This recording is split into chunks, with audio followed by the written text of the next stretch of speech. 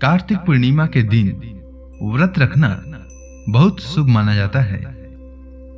कार्तिक पूर्णिमा को देव दीपावली या त्रिपुरारी पूर्णिमा के नाम से भी जाना जाता है। इस दिन भगवान शिव ने ब्रह्मा और विष्णु जी की सहायता से त्रिपुरासुर नामक राक्षस का अंत किया था। कार्तिक पूर्णिमा के दिन ही समस्त देवी देवता स्वर्ग से धरती पर आते हैं और गंगा स्नान करने के बाद दीपोत्सव का त्योहार मनाते हैं। कार्तिक पूर्णिमा के दिन गंगा स्नान, दीपदान, हवन यज्ञ आदि का विशेष महत्व है। कहा जाता है कि इस दिन दान का फल दोगुना या इससे अधिक भी मिलता है। कार्तिक पूर्णिमा से कई कथाएं जुड़ी हुई है। कार्तिक पूर्णिमा की पहली कथा के अनुसार प्राचीन काल में तारकासुर नामक एक राक्षस था। उसके 3 पुत्र थे, तारकक्ष, कमलाक्ष और विद्युन्माली।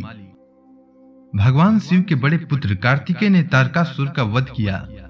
अपने पिता की हत्या की खबर सुन तीनों पुत्र बहुत दुखी हुए। तीनों ने मिलकर ब्रह्मा जी से वरदान मांगने के लिए घोर तपस्या की। ब्रह्मा जी तीनों की तपस्या से प्रसन्न हुए और बोले कि मांगो, क्या वरदान मांगना चाहते हो। तीनों ने ब्रह्मा जी से अमर होने का वरदान मांगा, लेकिन ब्रह्मा जी ने उन्हें इसके अलावा कोई दूसरा वरदान मांगने को कहा। तीनों ने मिलकर फिर सोचा और इस बार ब्रह्मा जी से 3 अलग नगरों का निर्माण कराने के लिए कहा, जिसमें सभी बैठकर सारी पृथ्वी और आकाश में घूमा जा सके। 1000 साल बाद जब हम मिले और हम तीनों के नगर मिलकर एक हो जाए और जो देवता तीनों नगरों को एक ही बाण में नष्ट करने की क्षमता रखता हो, वही हमारी मृत्यु का कारण हो। ब्रह्मा जी ने उन्हें ये वरदान दे दिया। तीनों वरदान पाकर बहुत खुश हुए।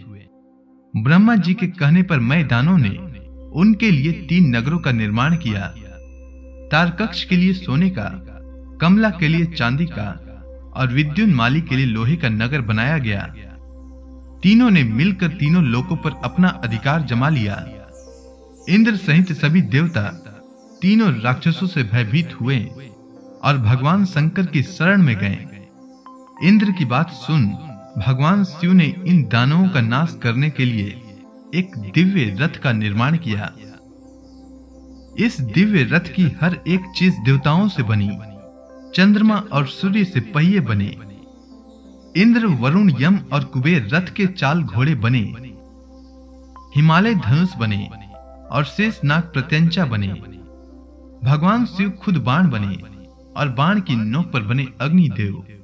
इस दिव्य रथ पर सवार हुए खुद भगवान शिव। भगवानों से बने इस रथ और तीनों भाइयों के बीच भयंकर युद्ध हुआ। जैसे ही ये तीनों रथ एक सिद्ध में आए, भगवान शिव ने बाण छोड़ तीनों का नाश कर दिया। इसी वध के बाद भगवान शिव को त्रिपुरारी कहा जाने लगा। यह वध कार्तिक मास की पूर्णिमा को हुआ, इसीलिए इस दिन को त्रिपुरारी पूर्णिमा के नाम से भी जाना जाने लगा। कार्तिक पूर्णिमा से जुड़ी दूसरी कथा के अनुसार द्रविड़ देश के राजर्षि सत्यव्रत कृतमाला नदी में स्नान कर रहे थे। जब उन्होंने अंजलि में जल लिया तो उनके हाथ में एक छोटी सी मछली आ गई। राजा ने मछली को पुनः नदी के जल में छोड़ दिया। छोड़ते ही मछली ने कहा, राजा, नदी के बड़े बड़े जीव छोटे जीवों को खा जाते हैं। मुझे भी कोई मारकर खा जाएगा। कृपया मेरे प्राणों की रक्षा करें। यह सुनकर राजा को बड़ा आश्चर्य हुआ। उन्होंने मछली को अपने कमंडल में डाल दिया, लेकिन एक रात में मछली का शरीर इतना बड़ा हो गया कि कमंडल छोटा पड़ने लगा। तब राजा ने मछली को निकालकर मटके में डाल दिया। वहां भी मछली एक रात में बड़ी हो गई। तब राजा ने मछली को निकालकर अपने सरोवर में डाल दिया। अब वह निश्चिंत थे कि सरोवर में वह सुविधा पूर्ण तरीके से रहेगी, लेकिन एक ही रात में मछली के लिए सरोवर भी छोटा पड़ने लगा। यह देखकर राजा को घोर आश्चर्य हुआ। तब राजा समझ गए कि यह कोई साधारण मछली नहीं है। उन्होंने उस मछली के समक्ष हाथ जोड़कर कहा कि मैं जान गया हूं कि निश्चय ही आप कोई महान आत्मा हैं। यदि यह बात सत्य है तो कृपा करके बताइए कि आपने मत्स्य का रूप क्यों धारण किया है। तब राजर्षि सत्यव्रत के समक्ष भगवान विष्णु ने प्रकट होकर कहा कि हे राजन, हयग्रीव नामक दैत्य ने वेदों को चुरा लिया है। जगत में चारों ओर अज्ञान और अधर्म का अंधकार फैला हुआ है। मैं हयग्रीव को मारने के लिए हयग्रीव का रूप धारण करूंगा। आज से 7वें दिन भूमि जल प्रलय से समुद्र में डूब जाएगी। तब तक तुम एक नौका बनवा लो और समस्त प्राणियों के सूक्ष्म शरीर तथा सब प्रकार के बीज लेकर सप्त ऋषियों के साथ उस नौका पर चढ़ जाना। प्रचंड आंधी के कारण जब नौका डगमगाने लगेगी तब मैं मत्स्य रूप में तुम सबको बचाऊंगा। तुम लोग नाव को मेरे सिंग से बांध देना। तब प्रलय के अंत तक मैं तुम्हारी नाव खींचता रहूंगा। उस समय भगवान मत्स्य ने नौका को हिमालय की चोटी से बांध दिया। उस चोटी को नौका बंध कहा जाता है। प्रलय का प्रकोप शांत होने पर भगवान विष्णु ने हयग्रीव का वध करके उससे वेद छीनकर ब्रह्मा जी को पुनः दे दिए।